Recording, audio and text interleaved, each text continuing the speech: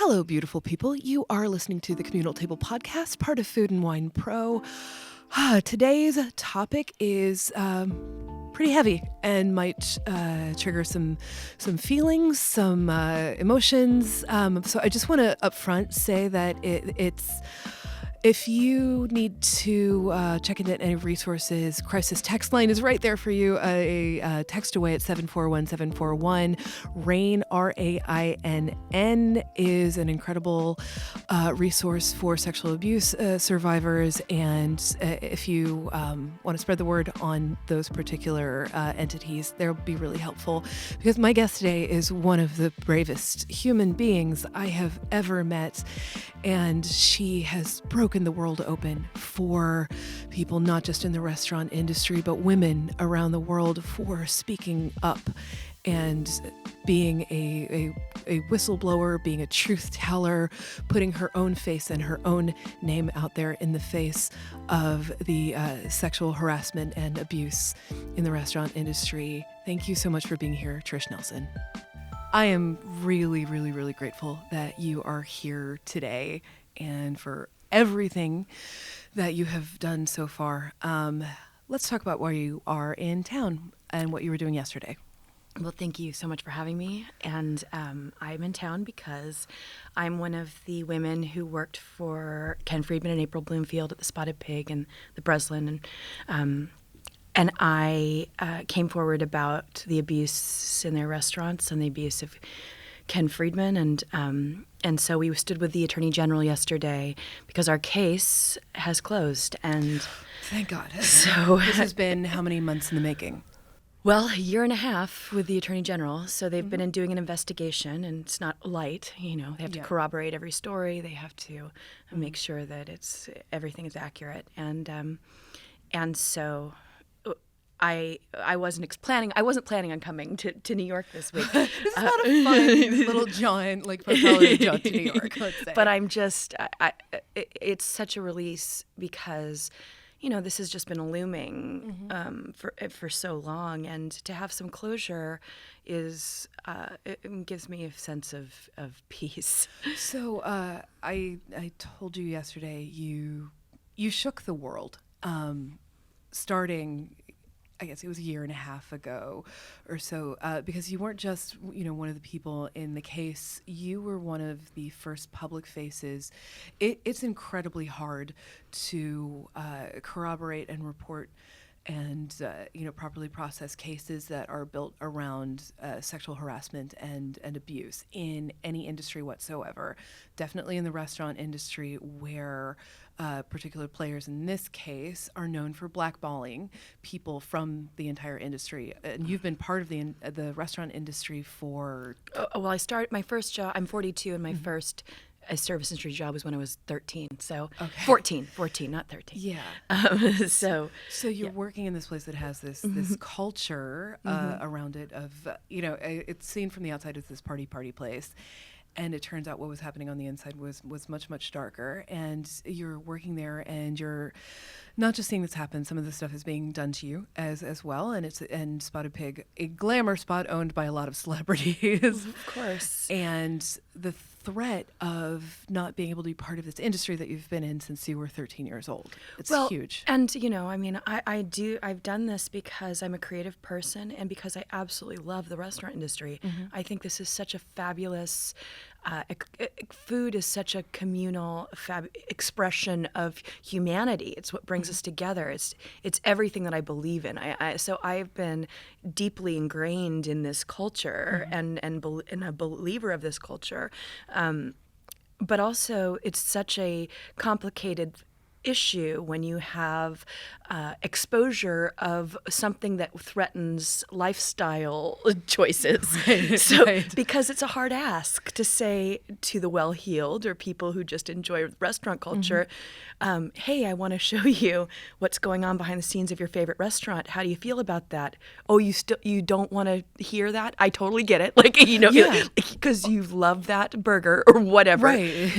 And damn good burger, it's but a great burger. No burger is as good as the well-being of humans, and that's what I think is the most complicated divide between the well-heeled and the working class, because a lot of people who work in blue-collar professions like I do, we are lifestyle enhancers. So we're creating an atmosphere that makes your life more efficient and more comfortable and more, not you personally, Kat, but the world, society. No, definitely me, because you go to a restaurant and somebody is taking care of you. Yes, and you get to breathe for a moment. And you go to a place like the Pig, and it feels like something is elevated. You feel like you're in on something. You feel lucky to be there, and you feel like, oh, maybe I'm gonna rub elbows with a particular person, and then up on the third floor in particular, chock full of celebrities, and you don't want to pop that bubble. Of course, and that's our job as a service. I mean, that was what was so complicated about Ken and April's establishments, is that behind the scenes it was so toxic, was so abusive. What does that look like? And you don't have to. I don't want you to pick a wound here, or something, but just so people understand. It's the way that the the workers that have, my friends that have been a part of their establishments building their empires, the way that those of us who have left their clutches, we speak about it like in the sense that we've left a cult. Yeah.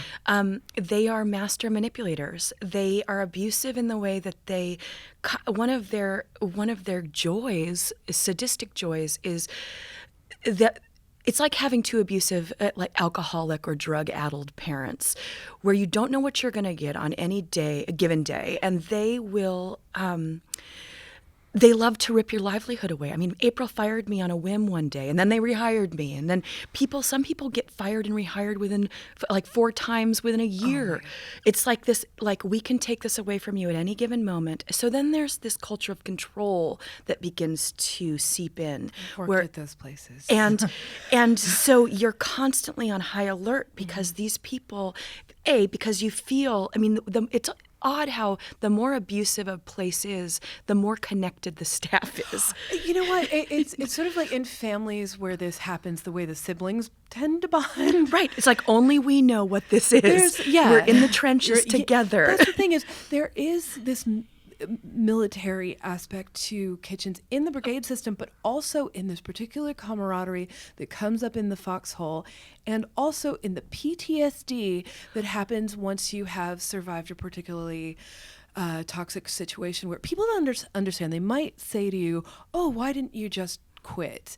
And there are a million complicated reasons. So what would you say to the straw man here? I am not saying this to you, but I know this is probably the thing that was asked of you. Of course. Well, and quit and go where? I mean, it's pervasive throughout the entire restaurant culture.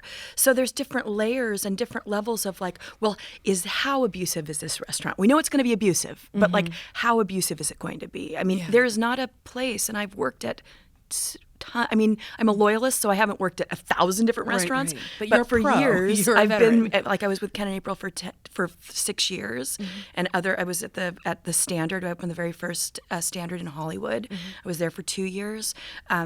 You are in these places for significant amounts of time, and knowing that it is high, it's very intense. Going from one to the other, it's just you're moving laterally.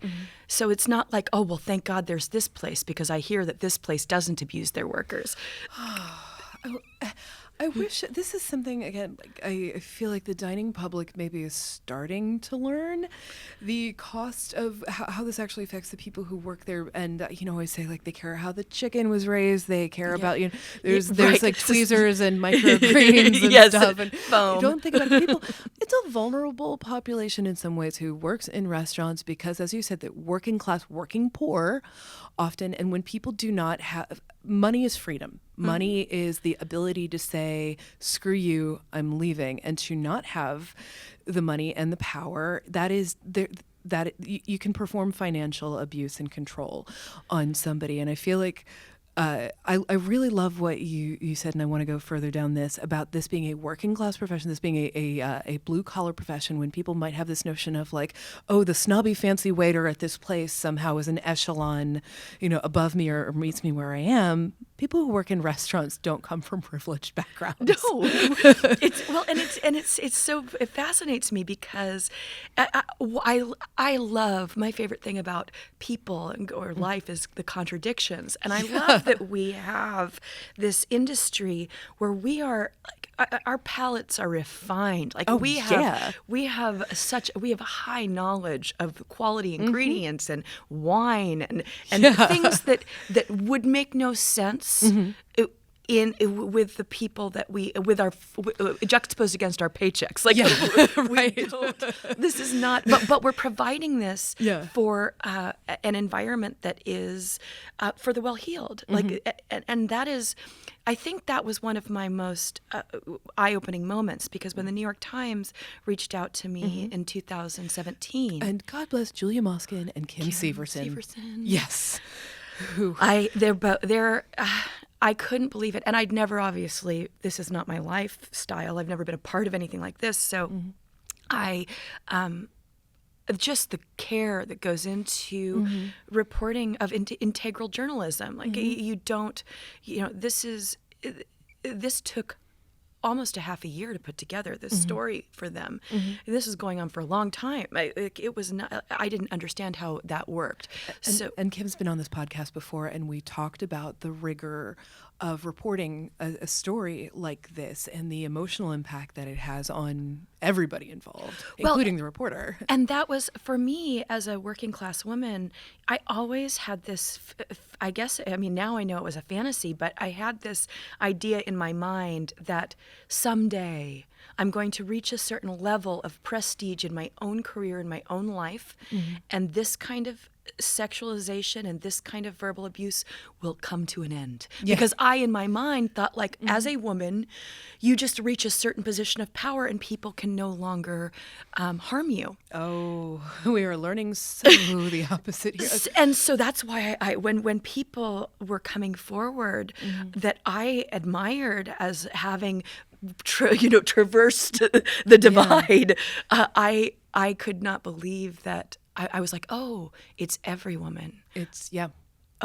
doesn't matter how far you go. Nope. You have to still tap dance around these salacious and abusive behaviors. What in the hell is going on?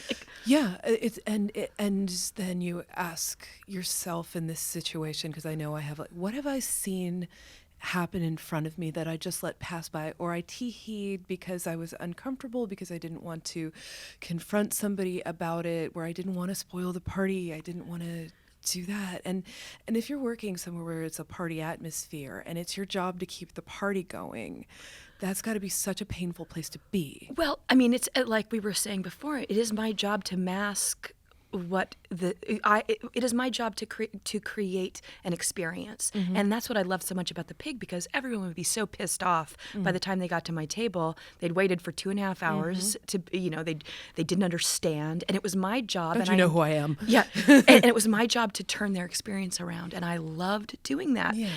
I loved that they might leave that place and look back a couple of years later and say, oh my gosh, that night was so special. And I enjoyed that. And I was, Jay-Z is one of the owners of the building, and he is one of the investors, and he would throw these parties at nighttime on Fridays, and I was the one that started those with him as his bartender, hostess, and it was my job to laugh and serve the champagne, and they actually drank Patron, but lots of Patron shots, but Jay drinks ginger ale. That's his main drink. Wow. So that was my job to and it was that you've been upstairs in that room. It's like max capacity, 30 people. Although we would sometimes push it to 100. It's fabulous, and you don't know, and it's dark, and you don't know what's going on in any given corner. Right. And stuff's going on. Well, and that's, I think, that's what was one of the joys of Ken and April, is that they were creating this space that was essentially illegal, but like this space that was, there were no rules, there were no boundaries. Mm-hmm. And as a working class woman, to be in a place where there are no rules and boundaries, it is a dangerous place to be. Yeah.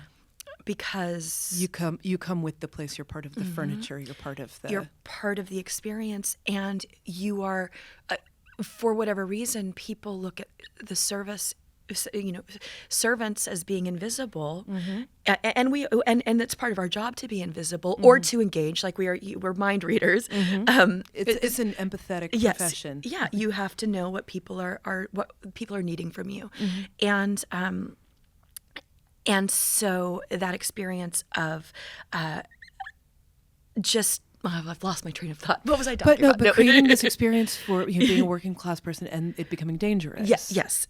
And recognizing that because we're invisible, we see people do things in front of us and say things in front of us and say things to us that you just would never say with the status that society has, where you've been placed in society. Yeah. I mean, I think this is where you get into people are so shocked about Charlie Rose, who used to be an investor in the pig, or, I didn't know he was. Wow. Well, that's what we learned during we learned about all of the investors during I believe Bono's an investor. I believe Michael Stipe's an investor. I believe Fatboy Slim's an investor. I saw Fatboy Slim in the article yesterday. So, and they're not being held responable for any of this. They're not an active part of this, but what I would love to see from them, I mean, we have been... we are owning 20% of the profits. Okay, so we is you and 10 other people, working class women who helped. I mean, so you're all women who worked there, and one man. Okay. Who worked there and worked for them. We either worked for the Spotted Pig or we worked for their companies in general, but long time people, and every single one of us was a quintessential key member of making their establishment successful. So I'm blown away by who came forward, really, because it was the most influential people in their restaurants that came forward. I know a couple of the other plaintiffs. I know Jamie Seat and Carla Betts, who are two fierce, incredible human beings who I have long admired and liked, and all of this. And when I saw their faces in the news report, and then the first time I saw you was it was 60 Minutes. Was it? Yes, 60 Minutes. Yeah, but this is what really you can read about something. It was seeing you talk about it that really brought it home for so many people, because it humanizes it. Yeah, there had been stories and there had been all of this stuff, and I really think the thing that broke it open for so many people was seeing you talk about it and seeing there's a person attached to this. And I think that it resonates because we are everyday people. Yeah. We are your sisters, we are your mothers. Like we're not, there's no veneer to us. We're just humans who are trying to make an honest dollar, and I think a lot of people can relate to that. Yes. Because I think that in low level positions, in quotations, how society gauges like your purpose or your value, entry-level positions, we're just the most vulnerable people, because we're getting it from, if there's an abusive person, you're not going to abuse, or as we've learned, this is not quite the case, you might abuse the person that is your colleague or your contemporary, but it's much easier to abuse the intern. It's much easier to abuse the person who is tap dancing because they are afraid they might lose their job because you're being told constantly that you're disposable. And in the restaurant industry, I think that's incredibly true, and it's written in our handbooks that at any given moment you can be gone. And Ken and April did this to us all the time. Well, and if the clientele sees that behavior is being tolerated by the management, they're going to think, well, why can't I do that too and perpetrate it as well? And if that tone is set, I mean, it's a trickle-down effect. Yeah, because you had people there who are, not owners and stuff, who would think, oh, so this is how it is, and perpetrate that same kind of abuse, because that's just the culture that was set there. And Ken and April wanted to create that playground. They wanted to create that, like, anything goes atmosphere. And I think with that trickle-down, I always say this about April, created such a toxic kitchen, was so abusive to us. She just was a very abusive person. One of the most abusive kitchens I've ever worked in. And I know that that's been one of the issues when we start speaking about the restaurant industry, because there is a common thread here about kitchen culture and this learned behavior. A lot there, people like Ben Shuri, I feel, have been able to break the molds. Yeah, so he's an Australian chef who really saw bad behavior and has started to really call it out, because people were thinking, oh, he's a top chef, I can just be a cool bro and do stuff in front of him. And he was like, no, mate. And I think Daniel no, you can't. Daniel Patterson is Yes. another one who has broken that mold. So these are the kind of people who I say are true leaders. They understand that they don't have to follow the same code of conduct. Once you get to a position of where it's your place, you can change that atmosphere. And that's why I think that April was such a disappointment to me, because I would look at her as a woman so admiring the fact that she had clawed her way up to that position. And there is something to be said about that. It was not easy for her. That's rarefied air up there. She fought her way to be in that position. But when she got there, it was a sheep, and rather than a leader, she just created all of the same toxic structures that she had learned being in the trenches of the kitchen culture. So I think that we're starting this conversation about women getting a seat at the table. Yes. And what do you do when you have that position of power? Yes. I have to say, I feel like because these conversations are happening, a lot of it having to do with people like you who have been willing to step up and put your entire life at risk, and in all different aspects, to step up and say this stuff. There's this risk to it, and we're finally having this conversation, and it's an awkward one, and it's a painful one. And I think that's really, really important, that we all have to stand in discomfort, look at the people who have been the disenfranchised people, and give the microphone to them. And part of what happened yesterday is you got a piece of the pig. We did get a piece of the pig. We got it. We're profit sharing with Ken, and I have to tell you, the pig represents something incredible to me. I mean, right now it is in total disrepair. It is. We've got all the financials. Like, it is going into the ground, and I want. My hope for the pig, because people have tried to resurrect it, like Gabby Hamilton, and I would ideally this is what I would like to see. Yeah, tell me. Yes, I say would it. like to see. Yes. I would like to see those very powerful investors like Jay-Z and Bono and Fatboy Slim. What do they need with a failing restaurant? Why don't they buy Ken out, and why don't they donate those shares, gift them to these working class women like myself, who made that establishment and made April and Ken's empires what it was? I mean, I would love to turn that restaurant into a beacon of hope for the working class, for women. I would love to hold powerful salons on the third floor, turn that into like a third floor feminist salon. Okay, it's amazing that you said that. So our previous restaurant editor, Jordana Rothman, had right after all this happened, told me she had been yelling at Ken and saying, turn that into a crisis center, turn that third story room into a place of transformation. Can you imagine? Like, I think that with Ken involved, it's just never going. So and to be clear, he's getting out of it. Yes, he's not. Oh, it's like, God. I don't. When I read these things, and I heard it said yesterday, I'm like, okay, well, he makes money off of this place. Like, explain getting out of it. Like, what he wants. I mean, he has really done a number on his life, and I do want to speak about the idea of redemption and the idea of like being able, because I know what it felt like to have. We got 9 minutes to do this. Bring it. But I do want to. I don't. I believe in redemption. Yeah. I think that you have to understand what you've done, which I don't think that Ken does. Yes. I think that he's going through the motions of like, what does society want me to say so that I don't hit the floor? Like, what do I need to do? He's in a moment of desperation. I don't want to take Ken's livelihood away from him. I want him to be able to pay for I don't want him to do what he did to me. Like, I don't want that. I will say this is a gracious thing of you. You are a person, as I've gotten to know you, you are a person of tremendous grace. And I think a lot of people would just be saying, like, let that guy burn. Like, let him burn and let him live in rags.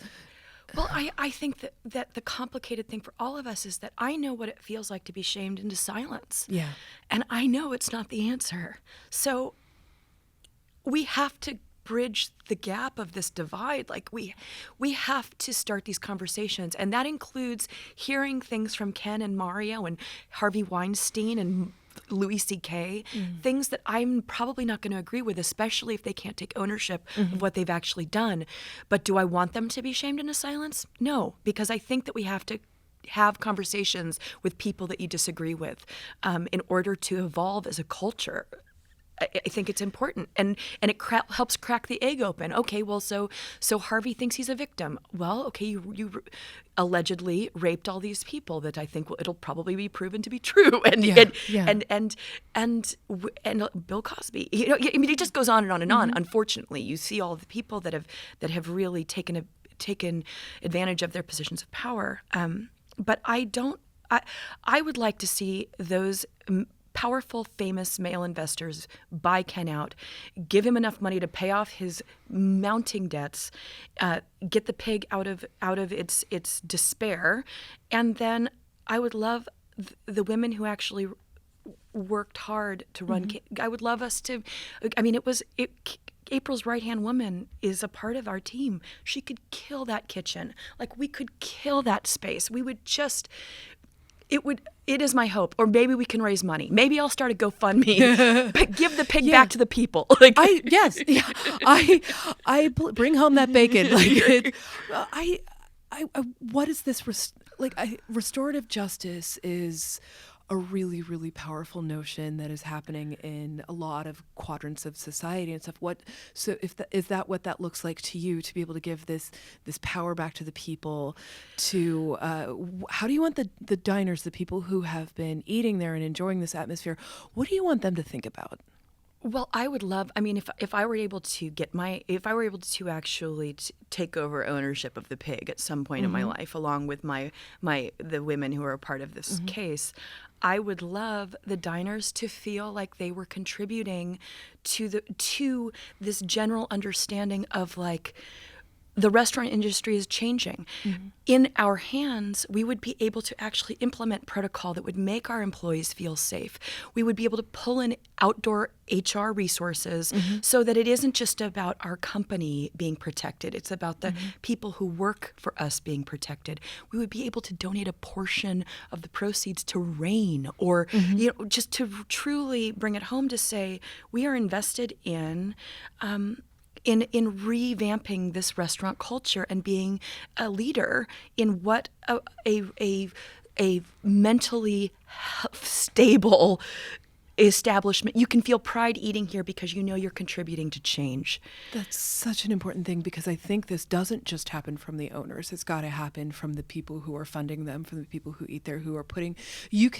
Diners can make decisions with their dollars and where they go and what, and currently Ken. Oh, he owns that restaurant. Like, he is, and April still owns 24%, which is like the secret that I was revealed when we were going through this. I was surprised to find that. What do you want from her? Oh, April. I would like April to stop claiming victimhood in this experience, because she had all of the control. She had all of the power. After she got that Michelin star, after she opened up her 7th restaurant, like, she was the leader of her ship. You have to take responsibility for your life. You have to it's the only way to change, because if it wasn't her fault, if she did nothing wrong, if she was a victim, then she doesn't have to ever make any alterations, and she'll just continue to behave exactly the way that she behaved before. And not only would I like her to donate her shares, because she's not, I don't understand why this was her restaurant. Why isn't she being held responsible for any of this? Women don't get a pass because you're a woman. You are, if you're one of the leaders, if you're one of the owners, you're taking responsibility. She can't just get a free pass, especially because I believe that she created the abusive environment that Ken capitalized on. So, and like I said, one of her right-hand women, I mean, she made her sign an NDA to protect herself. She made this woman sign an NDA when she came to April to say, hey, Ken has harmed me. And this woman who kept April's establishment afloat, rather than that, because she thought April was her friend, rather than her saying, oh my goodness, I will do anything to protect you, she made her sign an NDA and she fired her. And she gave her a $5,000 severance pay for like a decade's worth of work. So I'm so it's sorry. Not those kinds of people, like April, proves over and over again that she's only out for her own self-interest, and until she can stop doing that, until she can take responsibility for the selfishness, it can't just be about money, it can't just be about fame. There are people who are building your empire, and if you're building your empire on top of people's backs, you gotta take a look in the mirror and figure out, what do I need to do differently? I believe change is possible. I want this better pig for you. I just got the sign. We have 2 more minutes, so I want to ask you,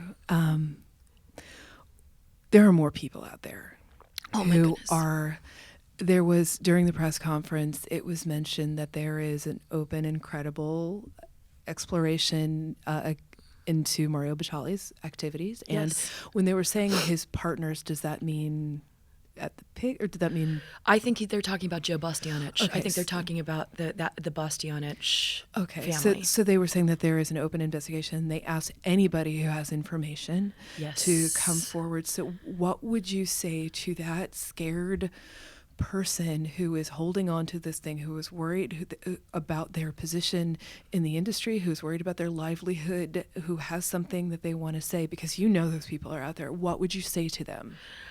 I would say that I know it feels like the idea of coming forward that your life will be over, because the restaurant industry is such a tight-knit community, and the people in power have often retaliated against. I mean, Ken is one of those people. He would blackball list people throughout the entire industry by making phone calls to make sure they could never work again. But it has changed. People will embrace you. People like me, please. You can find me. I will help you. Like you are not alone, is what I would say to them. And don't feel like you have a responsibility. You only have a responsibility to your own mental health. But if you can muster the courage to be able to speak your truth, somebody else will be able to do that eventually as well. And it will be a domino effect, and we will all stand together in this.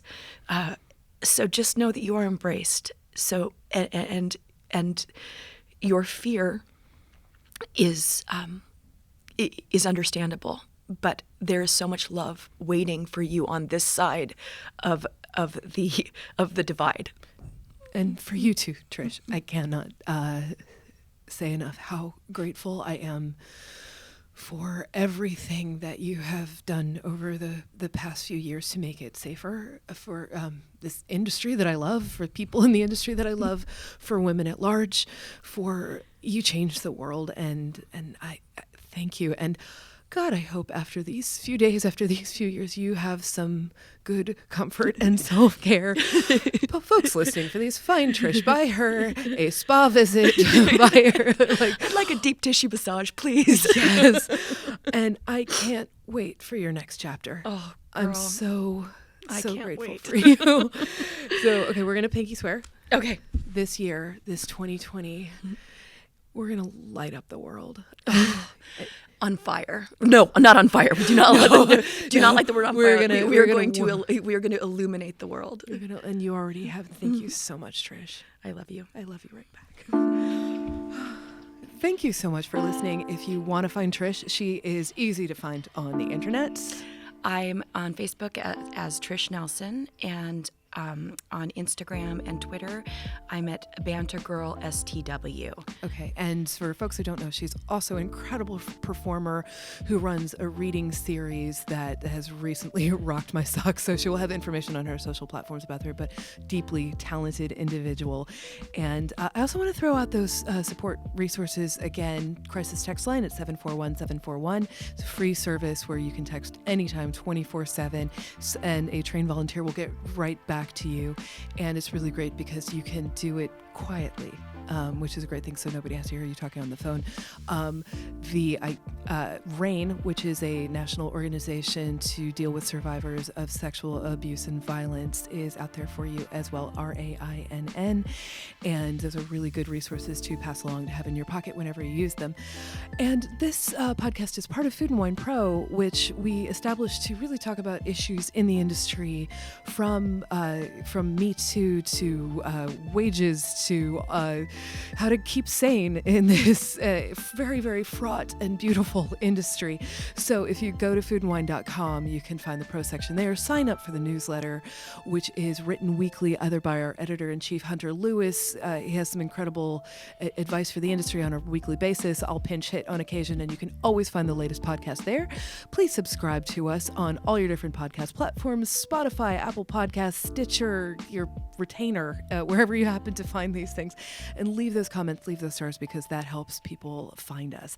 I'm easy to find online. I'm Kitten with a Whip on Twitter. And if you want us to be talking about any particular subject, or you have a guest you think we should talk to, or if you need somebody to talk to, I can help you get a message to Trish or whoever else. But really, thank you for listening. And please take great care of yourself until the next time.